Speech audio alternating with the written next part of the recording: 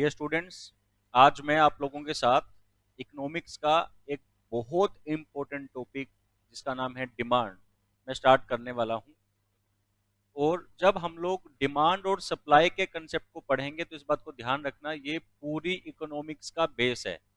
इसको समझोगे तभी आपको आगे की चीजें समझ में आएंगी। ठीक है।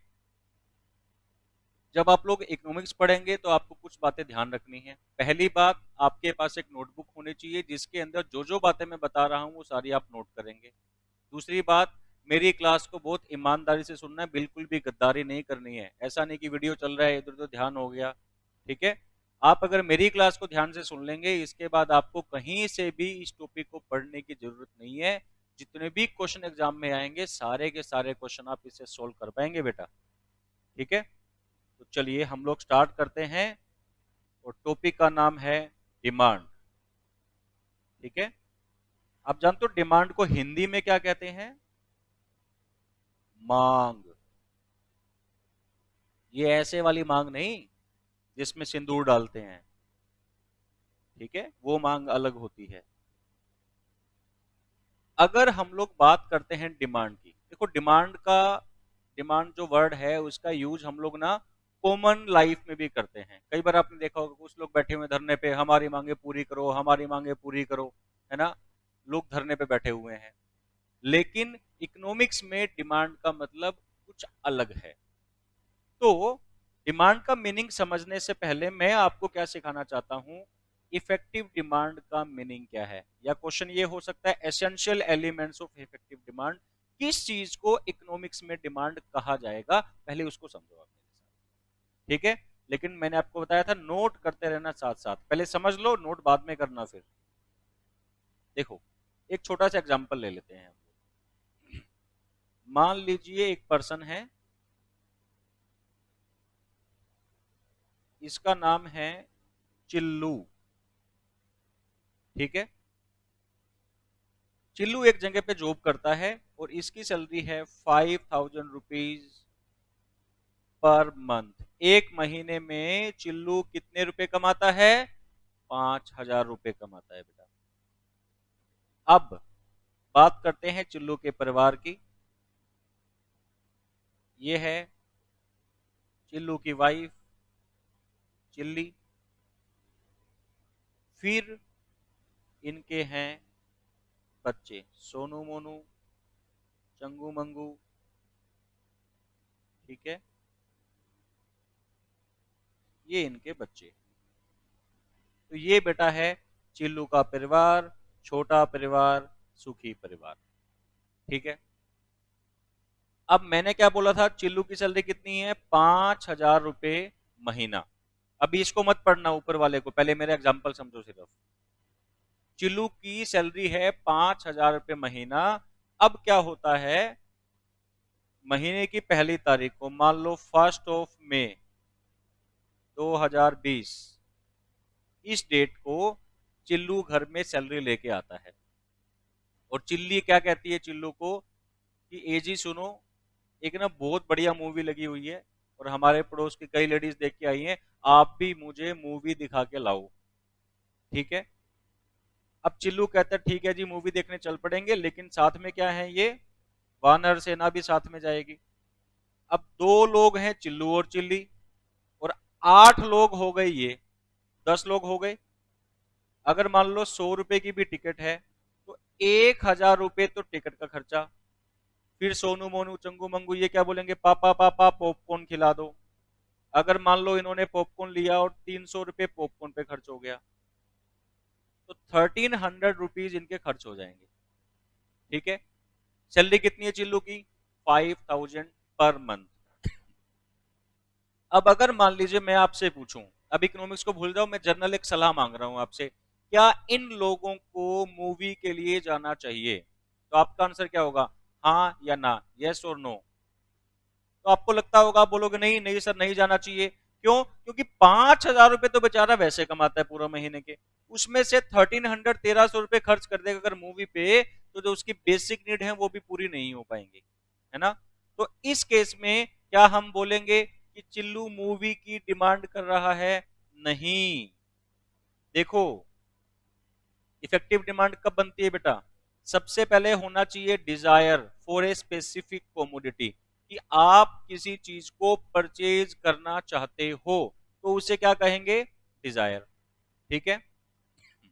दूसरी बात, मीन्स का हिंदी मीनिंग होता है साधन, रिसोर्सिस, या आप सिंपल सिंपल बोल लो मनी, कि हमारे पास क्या होने चाहिए? मनी होनी चाहिए, परचेजिंग पावर होनी चाहिए किसी चीज को परचेज करने की। ठीक है। एक एग्जांपल और लेते हैं। मान लीजिए मैं एक बाइक परचेज करना चाहता हूं और बाइक का प्राइस है 15 लाख रुपए। हार्डली डेविडसन की बाइक आती है 15 लाख रुपए की बाइक। मेरी बड़ी दिली इच्छा है, मैं डिजायर है मेरे पास कि मैं वो बाइक लेके आऊं। ठीक है। लेकिन मेरे पास इतने पैसे नहीं है। अब आप बोलोगे सर क्यों मजाक कर रहे हो, आप तो हजारों बच्चे पढ़ाते हो, क्या आपके पास 15 लाख रुपए नहीं होंगे? चलो मान लेते कि मेरे पास 15 लाख रुपए भी हैं। दो चीजें पूरी हो रही हैं, डिजायर भी है कि मैं चाहता हूं मैं बाइक लेके आऊं, और मेरे पास पैसे भी हैं। लेकिन तीसरी बात जो सबसे इंपॉर्टेंट है, विलिंगनेस, तैयार होना। मैं उस पैसे को खर्च करने के लिए तैयार नहीं हूं। क्यों? क्योंकि मैं बनिया हूं, मुझे लग रहा है कि 15 लाख रुपए तो अगर मैं कहीं ब्याज पे दे दूंगा तो मैं उससे ब्याज कमाऊंगा, क्या करूंगा मैं बाइक लाके? इससे बढ़िया तो मैं 50,000 की बाइक ले आता हूँ, वैसे उस पे चलूंगा, वैसे उस पे चलूंगा, है ना? तो विलिंगनेस नहीं है। तो जब हम लोग बात करते हैं इकोनॉमिक्स में डिमांड की, तो डिमांड कब बनती है? जब तीनों बातें प्रेजेंट हो, डिजायर भी होनी चाहिए, मनी भी होनी चाहिए, और आप उस मनी को खर्च करने के लिए रेडी भी हैं। अगर तीनों में से एक भी बात absent होगी तो डिमांड इफेक्टिव नहीं होगी। तो आपके पास क्वेश्चन क्या आएगा? Which of the following are essential elements of effective demand? ABC में तो क्या लिखा होगा? Desire, resources and willingness. और डी होगा ऑल ऑफ द अबव। तो क्या टिक करोगे बताओ बेटा? All of the above. तो ये एक ही क्वेश्चन बनता है, इसके ऊपर और कोई क्वेश्चन बनेगा भी नहीं। समझ में आ गया आपको कि जब तक तीनों बातें प्रेजेंट नहीं है तब तक डिमांड इफेक्टिव नहीं हो सकती है। जब तक डिजायर नहीं है तो ऑब्वियस ही बात है, रिसोर्स है तो विलिंगनेस नहीं होगी, रिसोर्स नहीं है, डिजायर है तो बात बनेगी नहीं, क्योंकि पैसे नहीं है तो खर्च कहां से करोगे? विलिंगनेस है कि खर्च मैं कर दूंगा, लेकिन पैसे नहीं तो खर्च कहां से करोगे? समझ पा रहे हो? तीनों बातें जब तक प्रेजेंट नहीं है तब तक डिमांड इफेक्टिव नहीं हो सकती। समझ गए? चलिए बेटा आगे बढ़ते हैं। Meaning of demand. डिमांड का मीनिंग क्या है? अभी तक तो हम क्या पढ़ रहे थे? हमने अभी डिमांड का मीनिंग नहीं पढ़ा। अभी हमने क्या पढ़ा? डिमांड बनने के लिए किन किन बातों का होना जरूरी है। अब हम क्या पढ़ेंगे कि डिमांड होती क्या है, कहते किसे हैं डिमांड। मान लीजिए ये एक पर्सन है टिल्लू। हमने टिल्लू से पूछा कि भाई आप एक महीने में, इन ए टाइम ऑफ 1 मंथ, कितनी आइसक्रीम खा जाते हो या डिमांड करते हो या परचेज करते हो? तो टिल्लू का रिप्लाई आया, सर ये तो डिपेंड करता है प्राइस के ऊपर। ये अगर प्राइस 1 है तो मैं 10 परचेज कर लेता हूँ। 8, 6, 4, 2। देखो मैंने बड़ी सिंपल सी बात लिखी है, इकोनॉमिक्स को भूल जाओ, जनरल बात देखो। अगर प्राइस बढ़ता है किसी चीज का तो डिमांड कम हो जाती है ना? ऐसा ही होता है कि नहीं होता? जब प्राइस बढ़ेगा तो आप डिमांड कम कर दोगे, और प्राइस कम होगा तो डिमांड ज्यादा कर दोगे। ये बात तो मानते हो ना? बस मैंने उसी को देखते हुए कुछ फिगर्स लिखे, आप चाहो तो इसको चेंज भी कर सकते हो, ऐसा नहीं कि यही वाला लर्न करना है। ये तो बस मैं बता रहा हूं कि प्राइस बढ़ने पे डिमांड क्या हो रही है? कम हो रही है। तो हमने टिल्लू से क्या पूछा कि भाई टिल्लू ये बता कि एक महीने में कितनी आइसक्रीम परचेज करता है? तो उसने बोला सर जब प्राइस 1 होगा तो मैं 10 करूंगा, 2 है तो 8 करूंगा, 3 है तो 6 करूंगा, 4 है तो 4 करूंगा, 5 है तो 2 करूंगा। समझ पा रहे हो? तो यहां देखो क्या लिखा है, demand refers to different quantities. अब डिफरेंट क्वांटिटीज कौन सी हैं? बताओ डिफरेंट क्वांटिटीज ये हैं 10, 8, 6, 4, 2। ये है हमारे different quantities of A commodity. कहाँ है कोमोडिटी? ये है बेटा आइसक्रीम। विच ए कंज्यूमर, या आप इसको लिख सकते विच ए बायर। बताओ बायर कौन है? ये Tillu. Ready to buy at different prices. Different price कौन से हैं? 1 2 3 4 5 in a particular time period. बताओ कौन सा है पर्टिकुलर टाइम पीरियड? सर ये रहा 1 महीना। हाँ बिल्कुल यही तो बात थी। तो किसी बंदे से जब हम लोग पूछेंगे कि डिफरेंट प्राइसेस पे वो कितनी क्वांटिटी परचेज करने के लिए तैयार है किसी चीज की एक पर्टिकुलर टाइम में, उसी को हम लोग डिमांड कहते हैं। Very simple. तो इसको आप लर्न करो और साथ साथ में नोट कर लो। Demand refers to different quantities of a commodity which a buyer is ready to buy at a at different prices in a particular time period। ठीक है। तो एक तो क्वेश्चन ये आ गया। अब एक क्वेश्चन क्या आ सकता है? आपको एक स्टेटमेंट गिवन होगी और पूछेगा क्या ये स्टेटमेंट डिमांड है या नहीं है। जैसे मान लीजिए मैं आपको एक स्टेटमेंट बोल के बताता हूं। मैंने बोला मैं 1 महीने में 20 kg आलू परचेज करने के लिए तैयार हूं या मैं करता हूं। ठीक है, मैंने क्या बोला? मैं 1 महीने में 20 kg आलू परचेज करता हूं या करने के लिए तैयार हूं। क्या ये डिमांड है? आप बोलोगे सर बिल्कुल भी नहीं, क्योंकि मैंने प्राइस की बात नहीं की है। मेरी स्टेटमेंट में कहीं भी प्राइस का जिक्र नहीं आ रहा। तो एक आपको प्राइस चेक करना है, दूसरा आपको क्वांटिटी चेक करनी है और तीसरा आपको टाइम पीरियड चेक करना है। जिस स्टेटमेंट में ये तीनों बातें गिवन होंगी उसी को हम लोग क्या बोलेंगे? डिमांड बोलेंगे। उसी को क्या बोलेंगे? डिमांड बोलेंगे। मान लो एक स्टेटमेंट लिखी है जिसमें प्राइस गिवन है, क्वांटिटी गिवन है, टाइम गिवन नहीं है। जैसे मैं ये कह दूं कि जब आलू का प्राइस 5 रुपए पर केजी है तो मैं 10 kg परचेज करूंगा। ठीक है, तो लेकिन मैंने क्या नहीं बताया उसमें? टाइम नहीं बताया। तो आपको ध्यान रखना है जब स्टेटमेंट गिवन होंगी तो तीनों बातें उसमें क्या होनी चाहिए? प्रेजेंट होनी चाहिए, तभी हम उसको क्या बोलेंगे?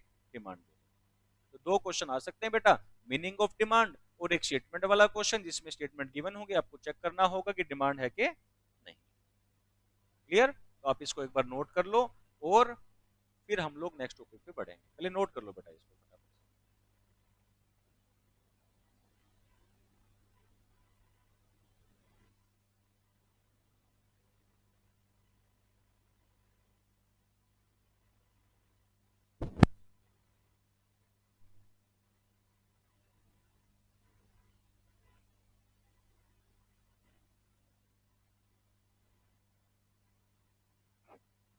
नोट कर लिया बेटा?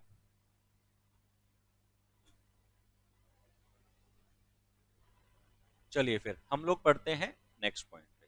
ये आपको समझ आ गया होगा?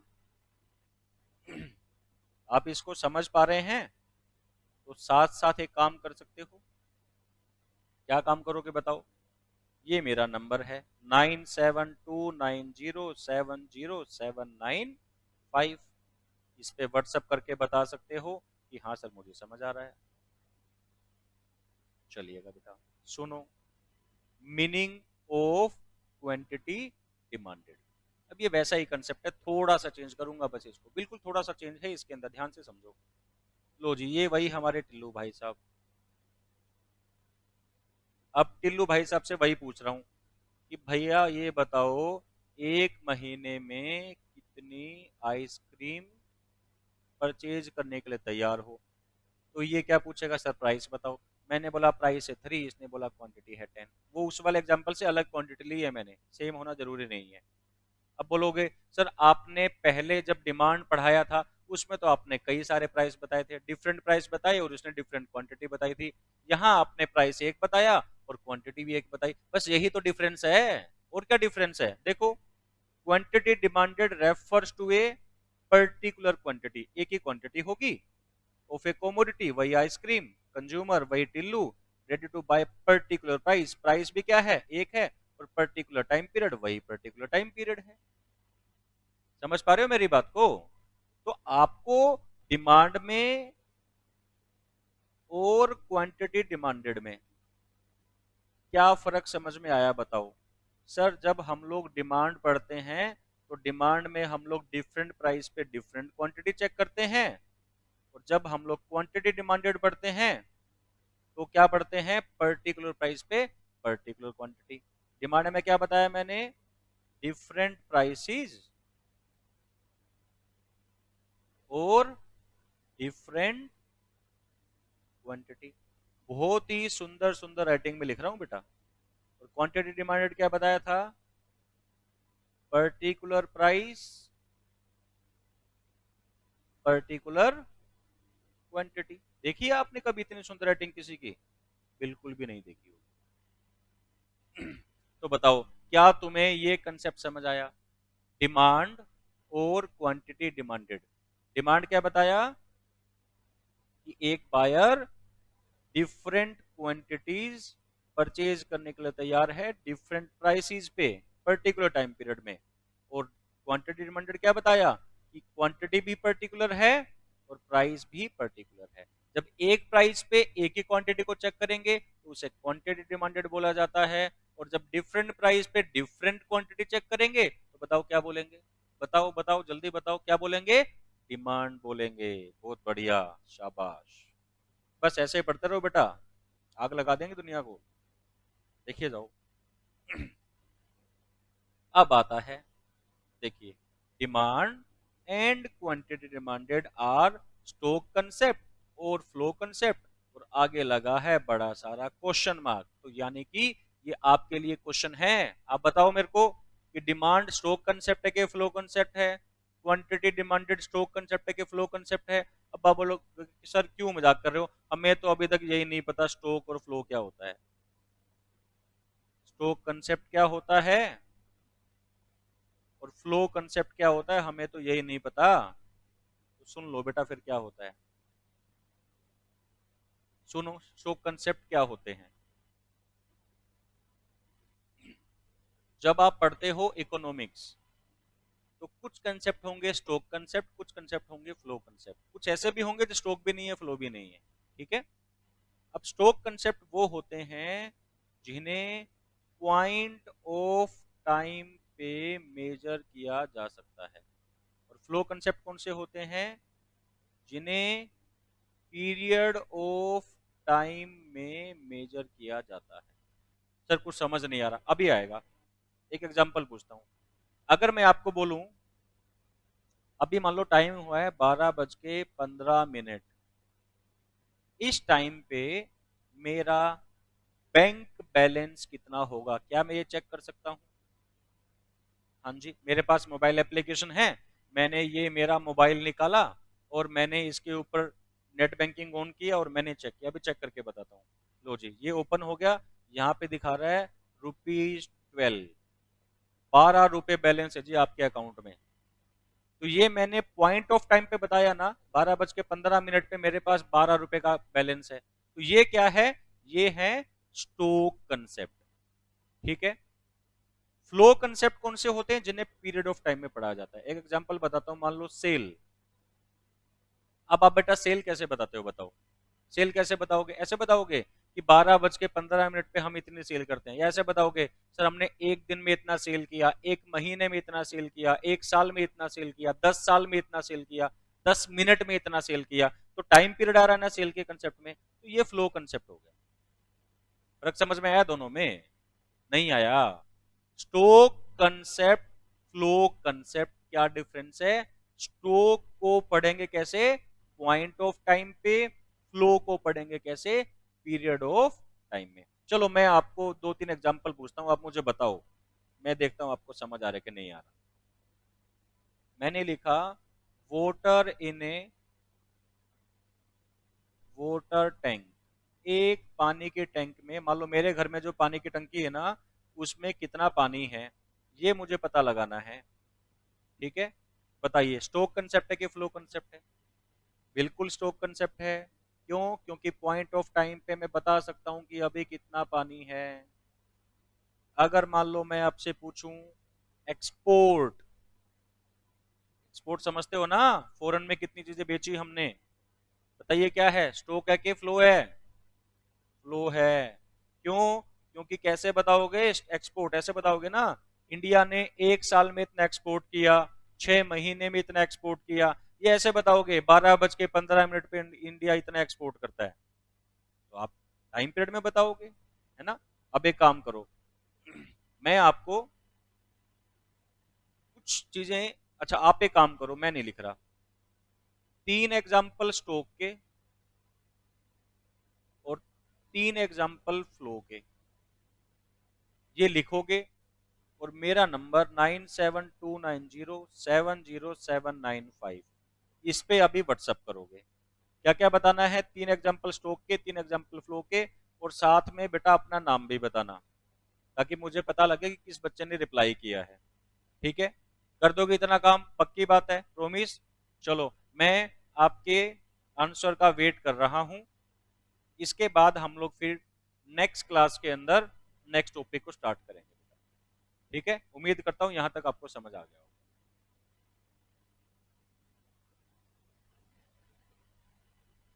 इसे नोट कर लेना अच्छे से, वीडियो को बैक कर करके सब अच्छे से नोट कर लेना।